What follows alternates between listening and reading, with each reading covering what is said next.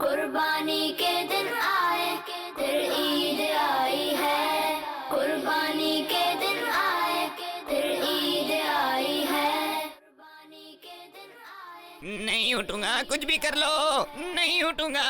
क्यों भाई, मुझे तुम्हें बाहर घुमाने भी ले जाना है और तुम उठने का नाम ही नहीं ले रहे। कुछ पता भी है, महल्ले के सारे बच्चों ने मुझे घुमाने की बारियां लगाई हुई हैं। गुड्डू, पप्पू, चुन्नू, मुन्नू, कितने सारे बच्चे।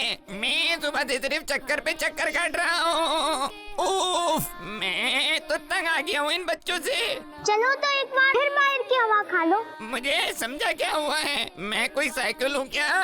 मेहरबानी करो, मुझ पर रहम करो। टांगों में अब हिम्मत नहीं, पेट खाली हो चुका और प्यास से जबान खुश्क हो गई। मेरे दोस्त कुछ खिलाओ पिलाओ, फिर घुमाने की बात करो। बकरे मियाँ, आज ही मैं सब बच्चों को जाके समझाता हूँ और तुम्हारे लिए खाना पानी भी लाता हूँ। प्यारे बच्चों, बकरों को ज्यादा नहीं भगाना चाहिए, इससे आपको और बकरे को चोट लग सकती है और आप गिर भी सकते हैं। बकरों को टहलाइए, मगर उनकी मर्जी के मुताबिक चलाइए। कुर्बानी के दिन आए, फिर ईद आई है। बच्चों का मदनी चैनल।